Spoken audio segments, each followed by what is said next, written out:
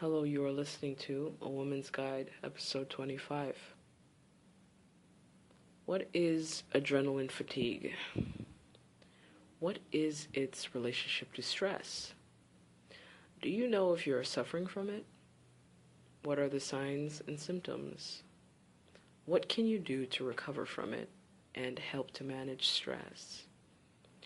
Today's episode is dealing with stress, delayed onset PTSD, and adrenaline fatigue. Part 2. Stay tuned.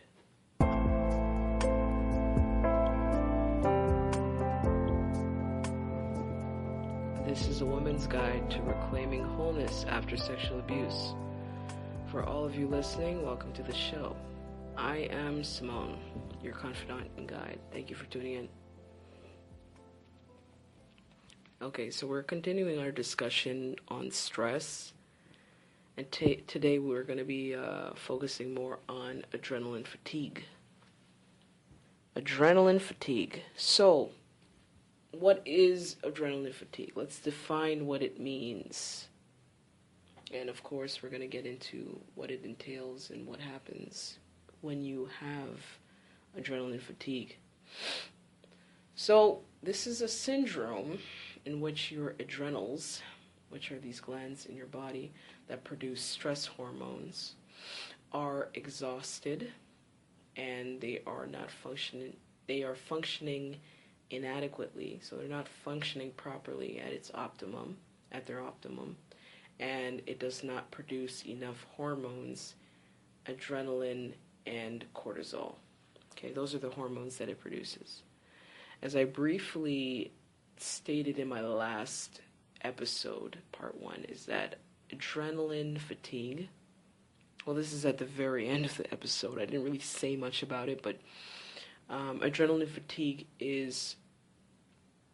occurs when one person is suffering or dealing with intense and prolonged stress.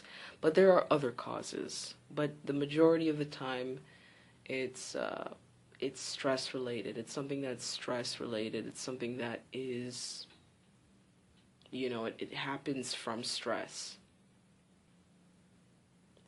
Your body begins to suffer as it goes into overdrive, which is your adrenals are going into overdrive to cope with the amount of stress it's under.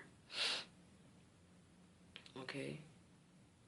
If you are consistently stressed, you know what, even when you're not stressed, it's not stressed consistently or, for a very long period of time. Your adrenals are always working to pump out these hormones. Okay, they're always working every single time you're experiencing stress on some level. But you don't have to be a stressed person or be in a state of stress to know that your adrenals are always working. They're always working. Every time you are experiencing stress or you're under some kind of stress, which is, and like I was saying in my last episode, or part 1 of this episode, that when you're experiencing worry, that's stress. Your adrenals are pumping out hormones to cope with that anxiety. Same with worry, frustration, anger, rage, whatever else it is. These are stressors, okay? And sometimes it becomes too much. We experience these emotions or stress, and it becomes too much for your adrenals to cope with, especially if it's prolonged and it's intense stress. And I think that absolutely with your body, it does not necessarily have words to say, but it does communicate with you and it does speak to you. It always speaks to you. So in a very real way, on a very physical level, it's communicating with you that you are too stressed. It is warning you, or it's at least it's obviously manifesting within your body that this stress is taking a toll on it. Okay, but ultimately it is communicating with you to say that you are too stressed.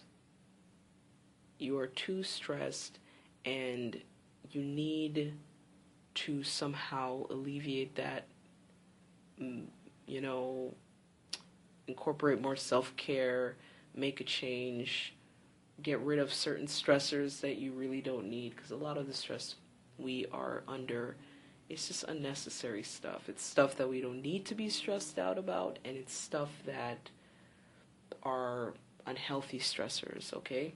It's unhealthy. Your adrenals, whether they're overtaxed or they're stressed or they're exhausted, it also affects other glands in the body, okay? Because of course, most often, not in fact most often, all of the things in your body, all the organs and tissues and everything in your body are all connected. They all play a role. They all have a specific function, a specific job. So your adrenals, and the fact that they are being affected in this way, or they're exhausted, or because there's also another thing called adrenal burnout, right? Well, it was total burnout. Is it burnout?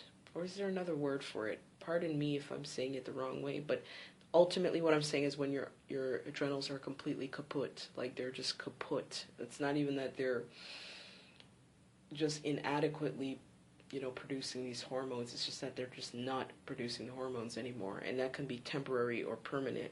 But, if your adrenals are not adequately or just not functioning at all, that's definitely going to affect other things in your body, or other organs or other glands within your body that work in conjunction with that gland, okay, to produce the things it needs to produce, like hormones. Your hypothalamus and your pituitary gland are also glands that work in conjunction with your adrenals, which are part of the endocrine system, which is the other part of your endocrine system are your kidneys and your thyroids, okay? Your hypothalamus is really the part of your body, the gland within your body, or within your mind, your brain, that is responsible for basically the internal balance of your body. It keeps your body in balance. So it's responsible for it also connects the nervous system to the endocrine system, which is the pituitary gland and your adrenals and your kidneys and your thyroid, right? But it's responsible for your nervous system. It connects the nervous system to your endocrine system. It is responsible for metabolism, sleep, sex drive, things like blood pressure, your emotions. It's responsible for homeostasis, so just the balance in your body, okay? And then you have the pituitary gland, which the hypothalamus works with. The pituitary gland is the master gland, and it tells the other glands in your body to produce the hormones that it wants it to produce, so that those hormones can go out to your body and, send the messages to different parts of your body to produce a certain function. So your adrenals are very, very important, because it communicates with these two glands specifically. And if it's not functioning adequately, it's going to put stress on the other two glands, or it's going to disrupt the function or the communication between these other two glands, and that's going to affect your whole body. It's going to affect your hormone levels. It's going to affect your body temperature, your sex drive, because it's all working in conjunction. It's all working together. So, symptoms of adrenaline fatigue. This is just for you to possibly, see if you are experiencing adrenaline fatigue. Adrenaline fatigue can create disturbances in sleep. Okay? You're unable to fall asleep at night sometimes. You have high energy at night and you have low energy in the morning. And that's because your adrenals are the ones that produce cortisol and adrenaline. And what happens is with cortisol, cortisol is also responsible for sleep. Okay, it's responsible for sleep. So if you have low levels of cortisol, you're going to have sleep disruption because cortisol helps with sleep patterns and sleeping. So you're going to have disturbances in sleep. And it also the cortisol hormone also, the cortisol hormone also is responsible for your energy levels. It's responsible for your energy levels, and it has a natural flow. It has a natural rise and fall. And if you are producing too little cortisol, it's going to mess up that flow or that pattern. It's going to go out of whack. So that's the reason why you have high energy at night and low energy in the morning, because your cortisol level is not in that natural pattern or the natural flow. You can also experience disturbances in your menstrual cycle. If because like I was saying with the cortisol, or what I was saying about hypothalamus and the pituitary gland and all of its functioning too, that can disrupt your menstrual cycle because of the hormones. You're going to get a conflict in the hormone balance.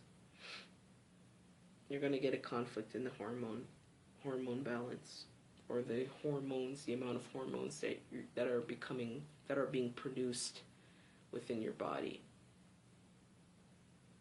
So anyway, sensitivities, you can have sensitivities and intolerances to foods you don't normally have. Because also cortisol and this is something I just discovered, because I just thought it was just a stress hormone, and it's something that it helps, with the coping of stress, and, if you're enraged, and this is going back to my episode about rage. Cortisol helps with that stuff. It helps you to manage that stress within your body, especially when you are enraged or you're angry or frustrated or whatever. But what I didn't know is that cortisol actually helps with the digestion of proteins, fats, and carbohydrates. It actually helps with metabolism. I didn't know that. And when you have very little cortisol being produced, it's going to affect the way that you digest your food and how well you digest your food. Okay? So yes, you can have sensitivities and intolerances to foods you didn't normally have because you don't have enough of that support for your metabolic system or your metabolic rate, your digestion. You also have low blood sugar too, because cortisol is also responsible for for blood sugar levels, regulating blood sugar levels. So this is crazy because, it's like you have these little things that could be askew or little things that can be off balance, and then it throws your entire balance off, or your entire body and its functioning off. So just having low cortisol can affect your digestion and your overall health with this type of thing. Your inability to handle stress, that's another thing. Your inability to handle stress. And this comes from the hypothalamus too, and it's its connection to the hypothalamus and how that can be affected too because of adrenaline fatigue. And it absolutely can affect your ability to handle stress. Because hypothalamus, like I was saying, is responsible for creating a stability and a balance within your body, when the temperature and your moods and your physical whatever, your physical body.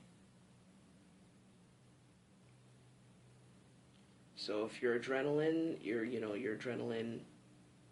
your adrenals are taxed and exhausted and it's not pumping out certain hormones, and that can affect other hormones, and that can affect the connection between the pituitary gland and the hypothalamus. And the fact that also I just remembered the adrenals are also, they also help to balance and stabilize the other hormones from the other glands. I didn't know that. I didn't know that before either. So that's going to affect the way you handle stress. And you can have heart palpitations, sweating, which is anxiety, that can result in anxiety and panic attacks. Even in the middle of the night, your inability to handle stress because of something not functioning physically in your body. You have high levels of fatigue every day. It takes a lot more effort for you to tackle simple tasks. Low energy, more irritability and anxiety. Okay, because like I said, with the cortisol, or not the cortisol, sorry, yes, the cortisol, but with the low blood sugar, when you have adrenaline fatigue, you're not able to metabolize your fats and your sugars and your proteins, okay, that's going to affect how much sugar that you have in your blood, right? You're not gonna be able to metabolize, and that means use what it is that your body's giving, or what you're giving your body, and your body cannot properly digest that food and metabolize that food, turn your food into fuel. So that can't happen when your adrenals are taxed, okay? And also, because your cortisol is responsible. Your cortisol is responsible for metabolism, or helps to stabilize metabolism, or helps with metabolism. And because of what I just spoke about, you're not going to have a lot of sugar in your blood. It's going to be even harder for you to have the amount of fuel or the sugar in your blood so that you can function normally. And when you don't have enough sugar in your blood, you're going to have higher levels of fatigue, because you're not able to fuel your body the way it needs to. And so therefore, when you have more fatigue, it's going to take a lot more effort for you to tackle simple tasks, because you have no energy. You have no energy. And of course, if you're not even getting enough sugar to your brain, that's going to create irritability and anxiety. And because of this, as a result of not being able to properly digest your food or metabolize your food, do what it is that your body needs to do, you crave salty and sugary foods. And this is another thing about this adrenaline fatigue. It's harder for you to keep those levels of vitamins in your system, because something is out of whack. You're not able to keep it within your system. Okay, those vitamins, the minerals, the sodium and sugars, and you lose it because adrenaline fatigue causes you to pee more frequently, urinate more frequently, so you're losing all of these minerals very, very quickly. So you're not able to really metabolize and get the stuff that you really need. Very, very little, okay? Because your adrenals are not working at its optimum, so you're getting less of those minerals and sugars and fats and stuff like that. And then you're peeing it out very quickly. So it's like you cannot contain it either. And that's going to cause you to be craving all of these salty and sugary foods, because your body needs to keep itself up. It needs to keep itself energized, and the quickest way it can get what it needs is by giving you these cravings, so that you can say, okay, well, I want sugary foods, I want salty foods, because your body is in need of that sodium, it's in need of that sugar. you're losing sugar and you're losing sodium very, very, very quickly. And it's because of all of these imbalances that are happening within your body. Yep, so, craving salty and sugary foods is it's a really big symptom of adrenaline fatigue. And also, and this is another one, you can get sick more often because your hypothalamus and your pituitary gland and all the hormones that it's creating, okay, as well as cortisol and the other hormones that it's balancing out or stabilizing, they're responsible for the immune system. It's responsible for the immune system and keeping the immune system intact and keeping it balanced and stabilized. So if you are lacking in cortisol and those other hormones are not being produced and not being stabilized and they're not communicating correctly with each other, these glands are not communicating with each other because one of the glands are not working so well, which is the adrenals, you're going to get sick more often because your immune system is going to be a little bit more weakened. Okay. So those are some of those symptoms for adrenaline fatigue. And I've had adrenaline fatigue. I think I've had it more than I thought I did because there were times where I was just absolutely exhausted and I could not digest my food. I had all of these symptoms. I mean, I really had all these symptoms. But it's not to say that I, had adrenaline fatigue. It could have been something else. Or it could have been something that was like adrenaline fatigue that I was experiencing. But I know one particular time that I was experiencing adrenaline fatigue, and that was last year. And it was so crazy because it just seemed to come out of nowhere. My body just could not function. I could not function. I've had all of it, the disturbances in sleep, low energy in the morning, high energy at night, not being able to digest my food more than usual because, I have a very sensitive stomach. So, but that time it was like I was not able to really digest my food the way that I needed to. And it was like everything I was eating is like I couldn't digest it. It was just sitting there. Was not able to, I didn't feel like it was moving throughout my body. Very, very high levels of fatigue, like unusually high levels of fatigue I had during the day. And yeah, craving salty foods and sugary foods. And maybe possibly because of the times where I was craving so much sweets, maybe that's what it was. Maybe I was experiencing some kind of adrenal insufficiency of some kind, But I had adrenaline fatigue, and I don't know how I came across it last year. But I was craving, it was not just salty and sugary foods I was craving. I was craving things like avocados. I was craving things like salmon. I was craving different, foods that I don't usually crave, I was craving. And I was thinking, okay, this is really strange. And somehow I came to the realization or the discovery that I'm possibly dealing with some kind of adrenal fatigue. It just kind of clicked in. I just felt like it clicked in. So anyway, I'm going to tell you, I'm not going to get too ahead of myself. I'm going to give you a few points of how to recover from adrenaline fatigue naturally. Okay, naturally.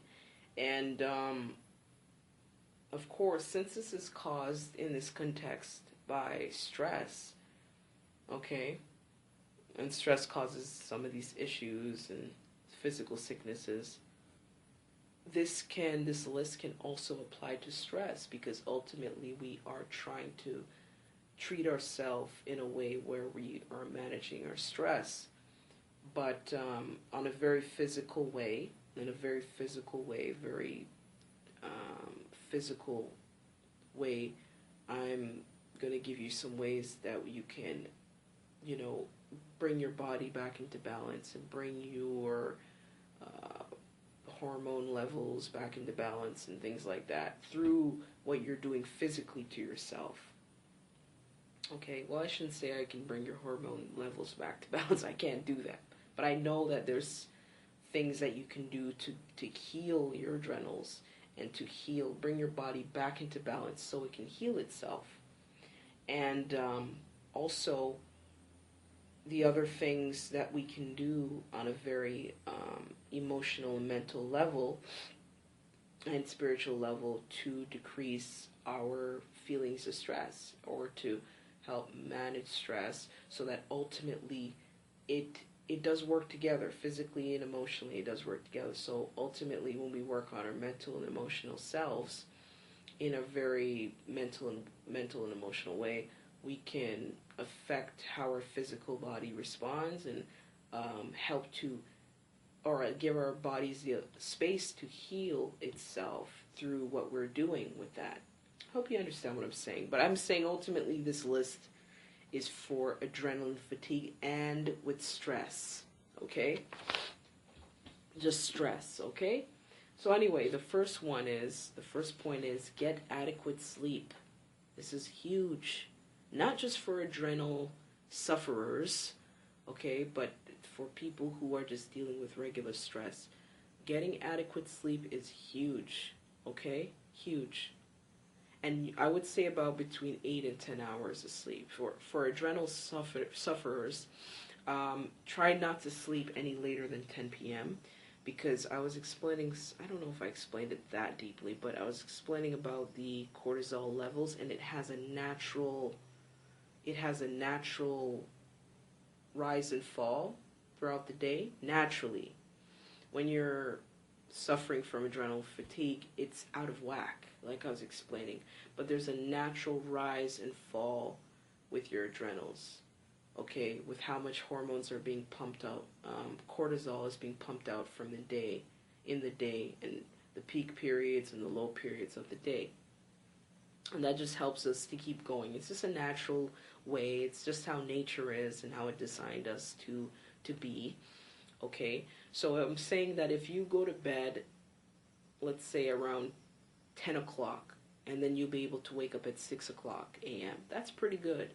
And that's a good way for you to get your cortisol levels on balance, because naturally your cortisol levels rise around 6 a.m., and that's the same time you would get up, right? That's the time when it starts to rise, and then it peaks around 8 a.m., and then it rises and falls throughout the day, and then it tapers off at night. With adrenaline fatigue, it's kind of out of whack, where you have low levels at night, and then you have high levels of cortisol at night, which is the reason why you're tired during the day, and then you're hyper at night. So the cortisol levels, we need to bring it back really on a physical level. We need to bring it back into balance, or bring it back to its natural rise and fall, by going to bed no later than 10 p.m. Don't go to bed later than 10 p.m. So you can physically, like literally physically, make those levels rebalance themselves once again. It helps to regulate your hormone levels when you do that. Go to bed late and wake up early. Or go to bed at a pretty decent time, no later than 10 p.m., and then wake up around 6 a.m. That way you have your energy. You have your energy throughout the day, and then you have a lower energy throughout the night. Okay, that's how it's supposed to be. This is the next part, and this is what's going to help with your energy levels as well, and maintaining a better level for yourself. Energy levels for yourself, because you're experiencing a lot of fatigue. So the next one is eat small meals often, okay? But what I should have said first is eat a bigger meal in the morning. That's how we really should be eating, is eating a bigger meal in the morning. Because why? You're starting off your day. You need to replenish your body with all the stuff that it needs, okay? Because we were sleeping, and so you're not eating throughout those 8 hours or 9 hours or 7 hours. You're not eating. So when you wake up, this is just naturally. This is not just for people who are experiencing the adrenal fatigue. But when you wake up, your body is famished, basically. You may not feel it, because it does. Your body does produce a certain hormone, so it suppresses that feeling of hunger. But of course, you will eventually feel it the more you go on throughout your day. But what I'm saying is, in the beginning, you need to eat a big meal to replenish and to energize your body after such a long time of not eating. That's why they call it break fast. Break fast. You're breaking your fast, okay, of no food. So break fast is, that sounds kind of funny when I say it that way. Break fast. Sorry. I find little things funny. But anyway, breakfast is when you should have a really, really big meal. But I know specifically in our Western society, we do it backwards. We eat small amounts of food in the beginning of the day, and we eat a really large, meal in the night. But it really should be in the beginning of the day.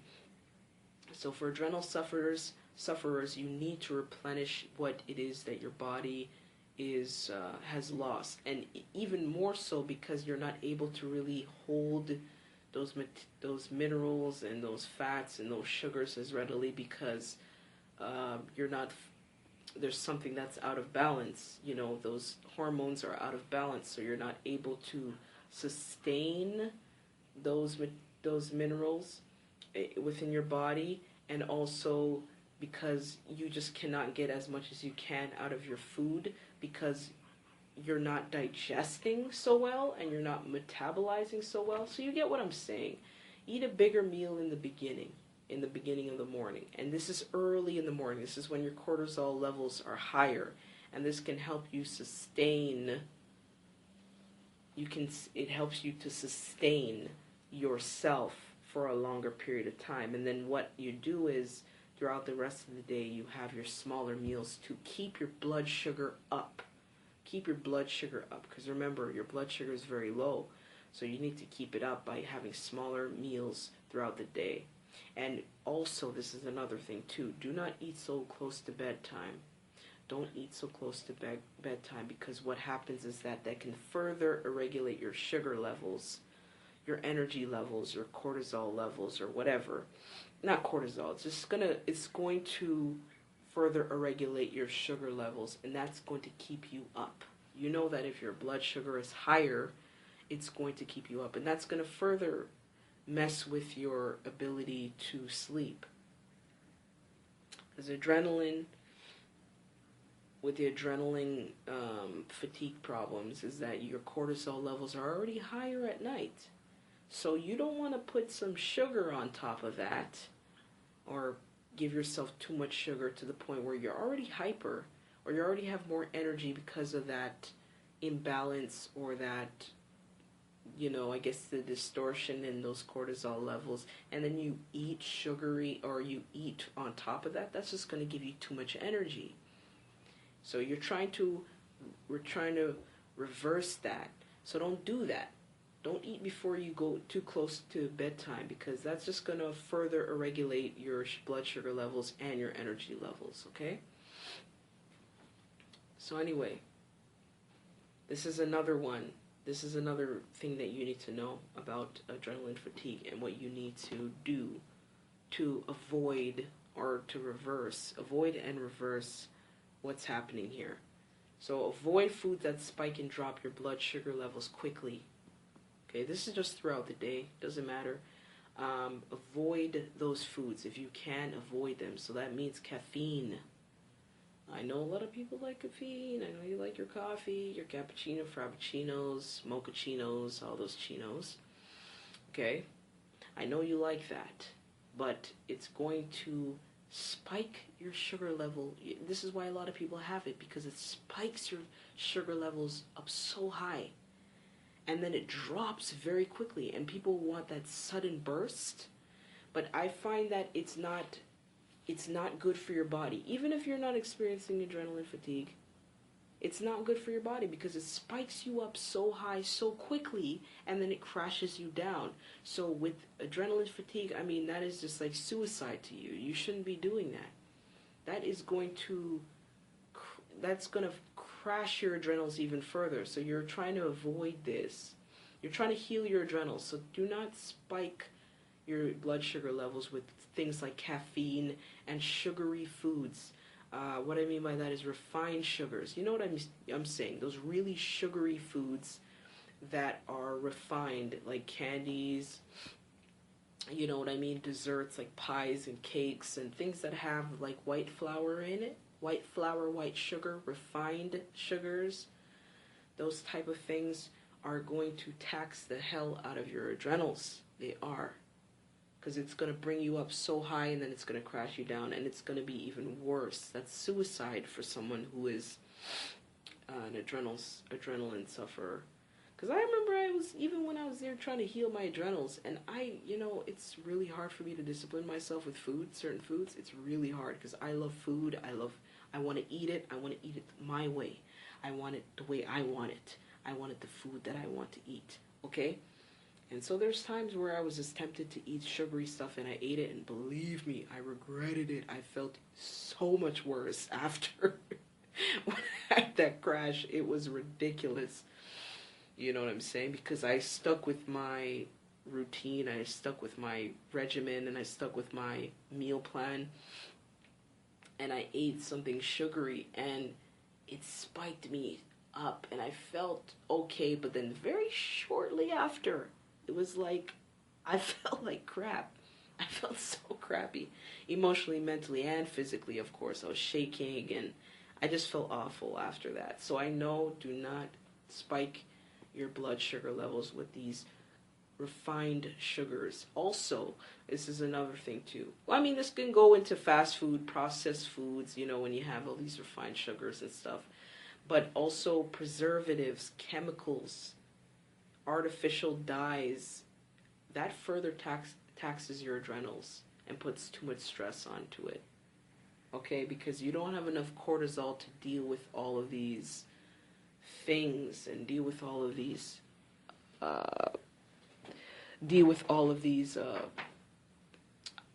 foods that you're putting into your body, or let's say rather artificial foods that you're putting into your body, because you need the cortisol to digest and metabolize your food and break down your food. And if you are putting in stuff that are already hard for your body to digest, and then you don't have enough cortisol and everything else is not working, it's out of balance, woo, yeah, you're going to put some extra stress and really, really tax your adrenals too much.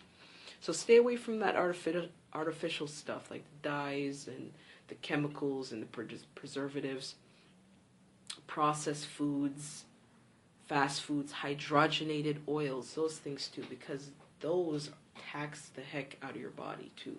Hydrogenated oils too. Okay? And another thing too, this is another thing, because we have to really think about our digestion and we need to think about our immune system in this part that I'm speaking here. Avoid foods that you have an allergy or an intolerance of.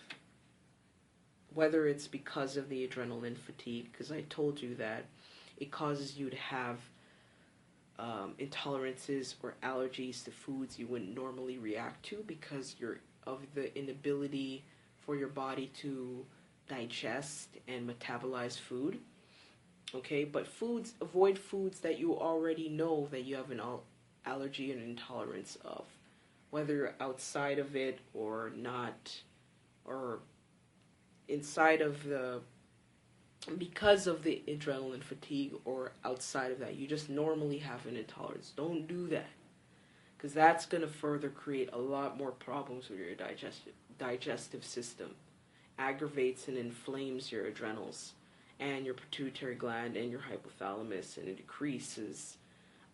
That is going to even more so decrease the absorption of minerals, and that is also going to be a double-edged sword, because you're not going to get the minerals and the vitamins that you need, but it also is not going to help your body heal, because it's going to just keep inflaming your adrenals and inflaming other parts of your body, and your body has to cope and overcompensate to help to heal itself, because you're inflaming it, because you're aggravating it with this stuff, and then you're not going to be able to even more so get those minerals and vitamins out of what it is you would normally get, or even on the little amount or the insufficient amount of cortisol and different hormones that are helping with the digestion, you're not gonna be able to even get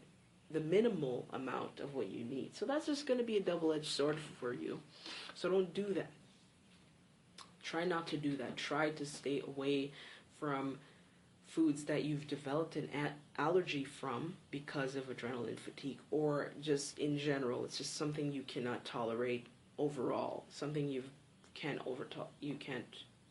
tolerate, because it's going to be even worse for you. So don't do that. Try not to do that. Okay? Now the next one is also eat foods rich in B vitamins and vitamin C. So that's B5, B6, B12, for example, vitamin C, and then other minerals like zinc, magnesium, psyllium, also omega fatty acids, because that is something that helps to heal your adrenals. Those are really, really good for healing your adrenals. So I'm speaking about these foods that are going to help to heal your adrenals, as well as, help with other things in your body and sustain you and maintain you. Okay, so that means lean meats, turkey, fish, especially fish. Fish is good because that's omega fatty acids. So fish specifically, like wild caught salmon, or any of those omega fatty acid fishes, fish, tuna, possibly mackerel. I'm not sure, but I know salmon specifically is very, very good. That's one thing I was craving like crazy last year. And I was like, why am I craving salmon so much? It's because it's like my body's way of telling me, listen, you need to give me some omega fatty acids. So lean meats, fish is a good thing. Chicken and turkey are more easily digestible. It's not so hard on your body, so you can have that. Whole grain breads and whole grain pastas. Foods that have complex carbs is what you need, because that's going to help to sustain and maintain your energy levels. Unlike refined sugars like I was speaking about. So whole grains, coniferous vegetables like broccoli, lettuce, cauliflower, whatever else there are for coniferous vegetables. And good fats, good fats that you need, good fats. Coconut oil, olive oil, avocado oil. Avocado is another thing too. Avocado is very good for good fats. You need good fats for your adrenals. Your adrenals love fats. The good fats, anyway. Nuts and seeds, that's another thing too. Nuts and seeds are very good for you too. So it has all those natural oils that you need, and all those natural nutrients. Like almonds are very good too. Almonds, walnuts. I'm not sure about peanuts though. Maybe not. And of course, if you have an allergy to peanuts, do not eat it. Seaweed is very good too. Seaweed is very, very good.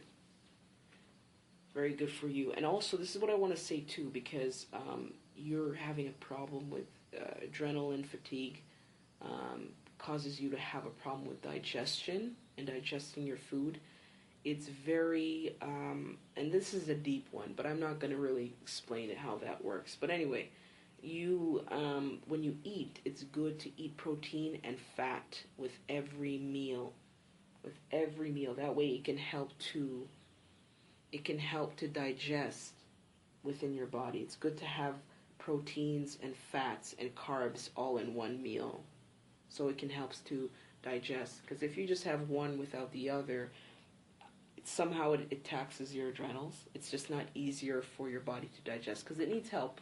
It needs help.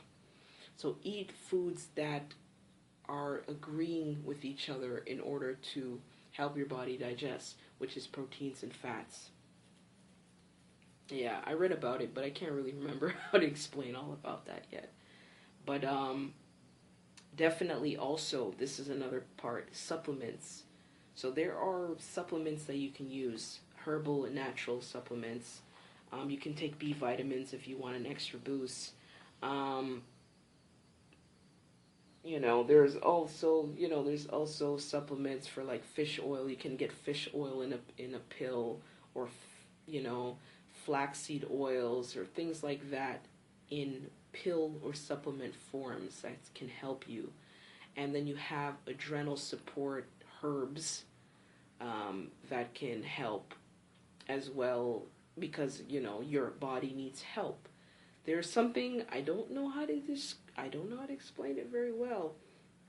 Oh, they're adaptogen herbs. That's what they're called.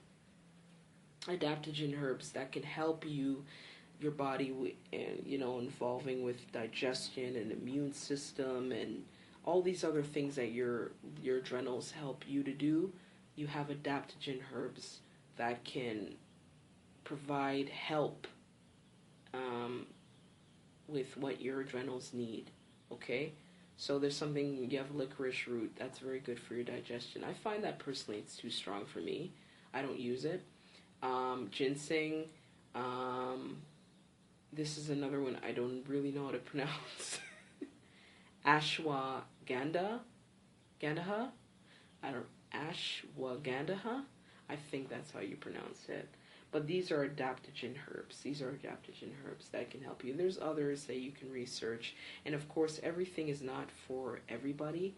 So some things may be a little bit too strong for you, or your body doesn't really need doesn't need that in that quantity, or maybe you need a little bit less, or maybe you just don't need it at all. Everybody's different. So just find out what's good for you, what's better for you. I find just with me, like simple B vitamins are very good for me. Biotin is very good too for digestion. That's a B vitamin as well. But all those other B vitamins are very good for me. I tend to even naturally still take B vitamins, and I find that's really, really good for me. Okay, but you can find and try whatever it is that you want. It just depends on what do you want, I also wanted to say too, for people, if you are not experiencing adrenaline fatigue and you're still watching this episode, that's cool, because it's still about stress, right? But what I'm saying is that even like with everything that I'm speaking about, even with the foods that I'm talking about, all of these foods really have a bearing on your emotional and mental health. I think I've said that before in one of my other videos, where you eat good foods, you're going to feel better. You are what you eat, right? You are what you eat. So if you're eating good foods, you're eating balanced foods, you're eating when you're supposed to, these type of foods that support your system, and these types of foods that make your body function at its optimum, it makes you feel emotionally and mentally it gives you more an emotional, mental stability, especially with B vitamins. B vitamins have a very important role in keeping your mind more relaxed. It helps with stress, particularly B vitamins. So if you are lacking in certain B vitamins, this is just naturally for anybody who's just experiencing stress, you can make yourself a lot more stressed, or you can be a lot more stressed and a lot more unlike you because you're lacking in certain vitamins. So food is very important, whether or not you're adrenal sufferer or not. Okay, it's very, very important that you eat the right foods. It's very important even still, because even if you have an allergy or an intolerance, and this is just for if you are not suffering from adrenal fatigue, even when you have an allergy and intolerance of something and you eat it, that can cause you stress. That can cause you physical stress. But that can also cause you mental and emotional stress too, because your body is going to communicate to you that I don't want this food. Why are you giving it to me? I know specifically the times that I eat foods that I'm not supposed to, it mentally distresses me. Like I literally do not feel good. I literally feel down. I feel low. I don't feel as happy because I'm eating foods that I'm not supposed to eat. So for people who, or for you, if you are not experiencing adrenaline fatigue, you can still, these points can still be helpful, because, it's really about what you put in your body as well as what you put in your mind. And this is also what I'm going to get into just now. But Adequate sleep too. Sleep is very, very important when you're stressed. When you do not have enough stress, you're going to find yourself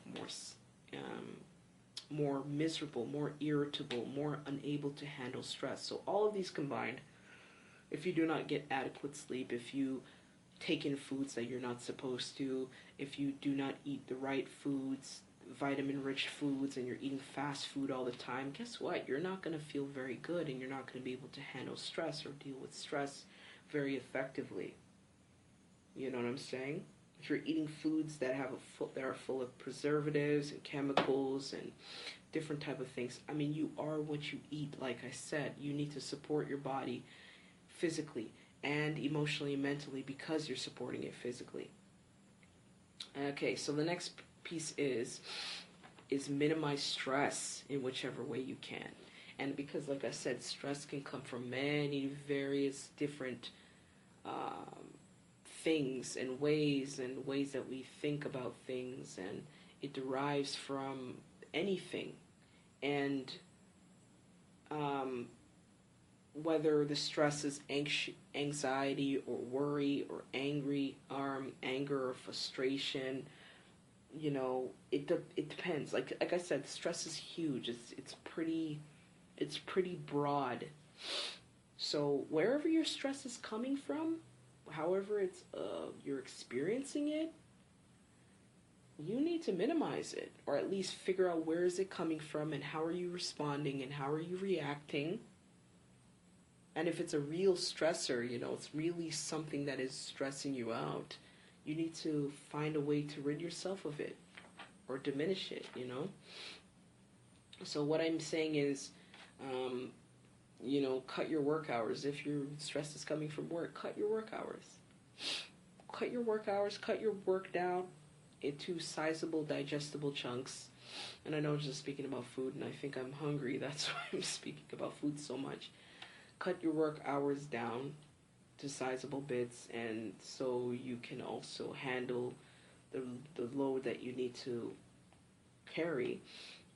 Setting schedules within work, within your home, within your family, you know, creating balance within yourself, creating balance within your tasks and your responsibilities and the things you do.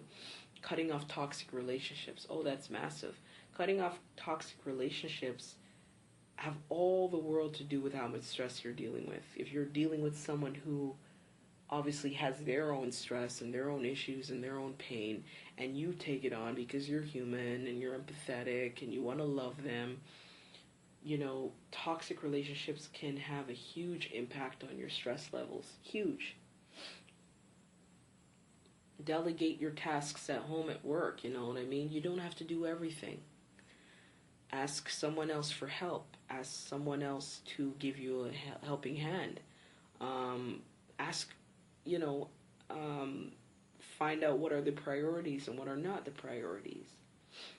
Try not to do it all, because this is where the stress comes from too. Try not to do everything yourself. Try not to do everything and think about everything and plan everything. You can delegate tasks to other people. In your work, in your job, you know, at home, if you're married, if you have some kids, if you're with your boyfriend or your whoever, your friend or roommate or whoever it is, you can delegate tasks. You can delegate those tasks. Deep breathing, meditation, always say that all the time, and believe me, do not underestimate that. I'm sorry if I'm drilling it into your head so far, but deep breathing and meditation, do not underestimate the power of the breath. Breathing. Because when we're stressed, we're not getting enough oxygen to our brains. And this is why we experience even more so of those symptoms, because we're not getting enough oxygen to our brain. You need to oxygenate your brain. When you oxygenate your brain, you clear your brain, you clear your mind, so that you're able to think more clearly. You're able to be more balanced and more stable. You know, your resolutions or your solutions to problems can be readily found when you are stable. You know, deep breathing, meditation, it brings you to the present moment, so you're not thinking so much about things that need to be done and who's pulling on you and what you need to think about and what happened in your past and whatever it is that's stressing you out. So deep breathing and meditation. Also, have fun and enjoy something every day. You should do that. Find something you enjoy that can really help with your stress levels. Find something you find fun and enjoy something. Okay? Find it. Music, knitting, I don't know, painting something, laughing at something funny, talking to a friend who, brings your spirits up. Going to a dance class, tending to your garden, working on your car, you know what I mean? Maybe you like to fix cars. I don't know. Could be anything. Alone time. Alone time. This is another thing, too. You need alone time. You need time off. You need time to yourself. You need time to reflect. You need time to chill out. You need time to be with yourself. You need time to hear your thoughts. Okay? You need time to de-stress. You need time to breathe. You need time to have fun. You need alone time to, just be. Just be. Stress comes from doing too much and internalizing too much and taking so much on. Okay? Just be with yourself. Be with who you are. Be with what be with yourself. Detach as much as you can from what it is you need to do and how much you need to do and what you need to do. What's, responsibilities and tasks. Get away from people sometimes. Sometimes you just need to get away from people and be with yourself. Just be with yourself. And also you need to, when you're done with that alone time, you need to spend time with nurturing, loving, positive people. That has a big deal.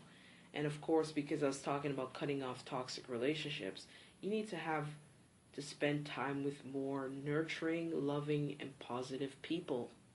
Because that makes a world of difference. That has everything to do with your stress levels and what you're influenced by and what they're saying and what you're taking in and what kind of words they're speaking into your mind and what you're listening to and what you're taking as truth. And you know what I mean? It's really about the people that you surround yourself with and their energy. And if their energy is not uplifting and positive and it's negative and toxic, you're going to feel that way too. But by association with that person.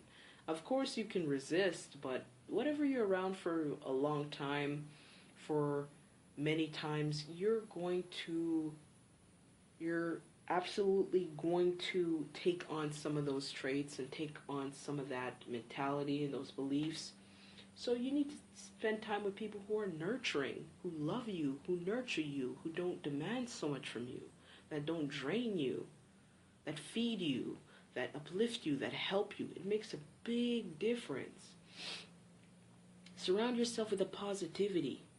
And the next point is positive affirmations. Positive affirmations and self-talk. This is a big, big thing too. I keep talking about that, but it does take on a different characteristic depending on the topic that I'm speaking about, because I'm saying to you with the positive affirmations is that watch the words you use to describe yourself, your life, and your body. Just watch those words. Because literally, whatever you're saying to your body, it takes it seriously, and it becomes that way.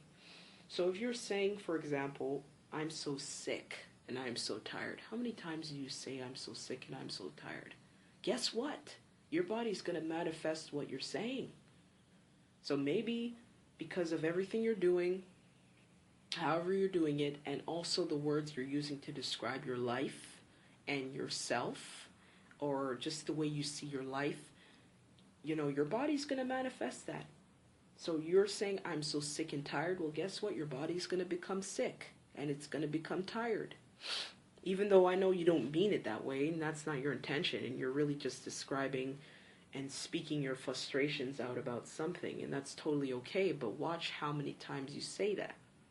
And watch what you say. And watch what you say about your body, too. Because if you're saying, oh, my body is so tired, I'm so stressed, oh, my body is this, my body is that, and you're being negative about it, it's going to listen to you. And it's going to manifest what you're speaking.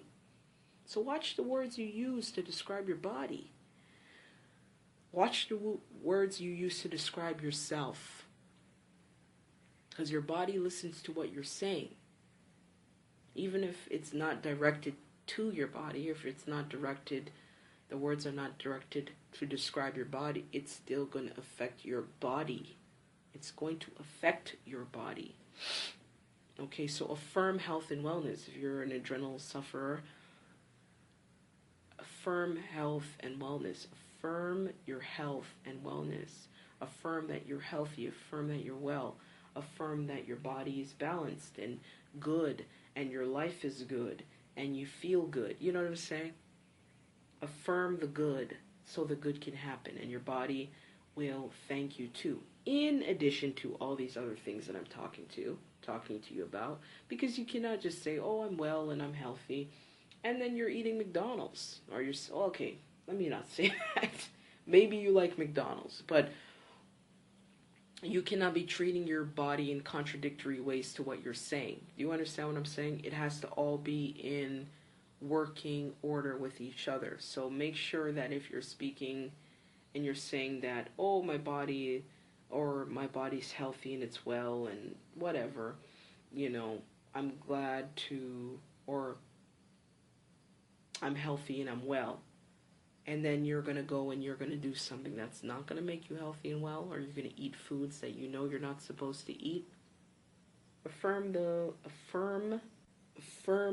positive within yourself, and affirm how it is that you want to be. Affirm your health and wellness. Because I know that if you focus on something, that is not what you want, you're going to get more of what you don't want. So focus on what you want. So stop saying that, oh, I'm sick, oh, I'm tired, oh, I'm drained, oh, I'm stressed out. You know, oh, my body can't take anymore. My body's breaking down. You know, your body's listening to you. It's listening to you. So make sure that you are saying the good things about it and the things that you want. Positive affirmations. And for you who are not, you know, if you're not dealing with the adrenaline fatigue, if you're just stressed, positive affirmations. Speak positivity into your life. Speak positivity over your life. And for yourself and in yourself and, you know, around everything, you know, outside of you. Speak positive affirmations. I'm balanced, I'm cool, I'm calm, cool as a cucumber, you know. It's true. Like, I mean, if you do speak these things, you're eventually going to feel this way. Or I can handle it, or, you know, everything is working out for me, everything's working for my good. I don't need to be so stressed, everything is all right. Those type of things. Next point is light exercise, walking, yoga, and stretching.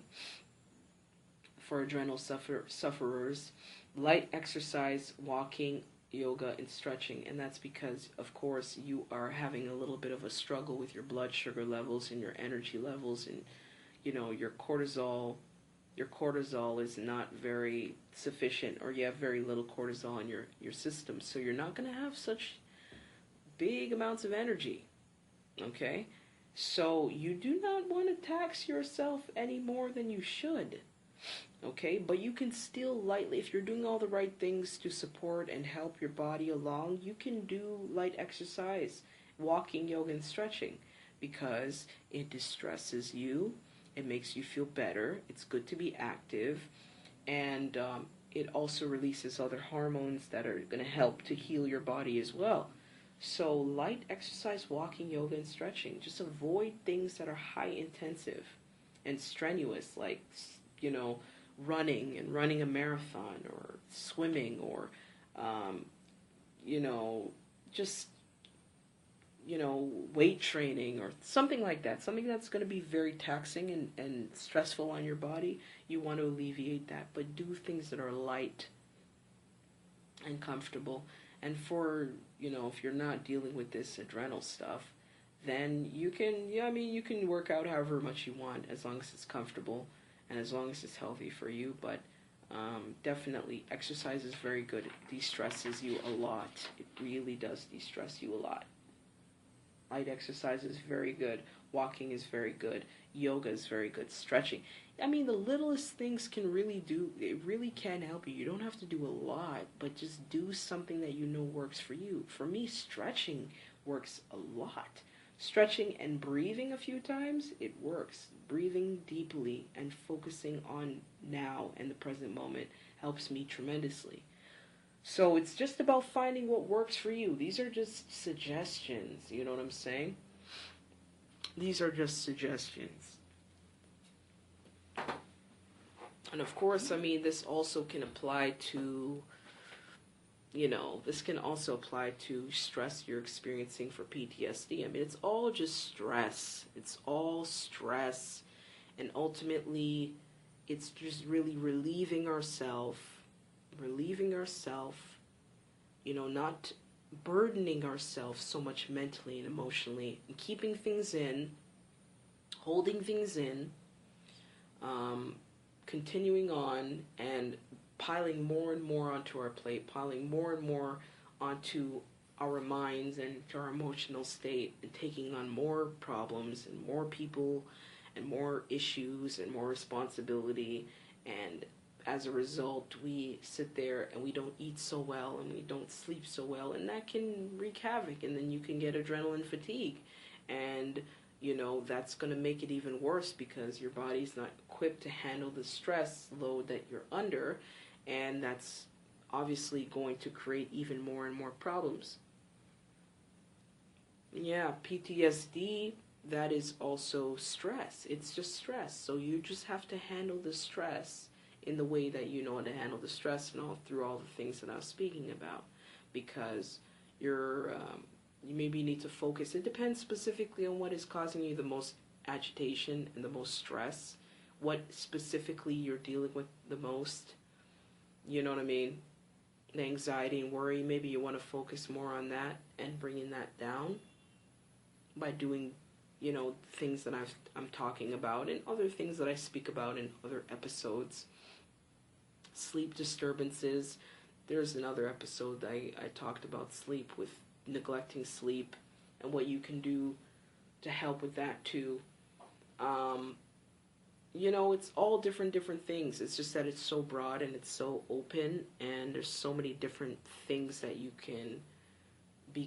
can be causing you issues and stress, and it's just about identifying what it is, knowing that it's there, acknowledging it, and working towards lessening it or cutting it off, releasing it, not having it in your life.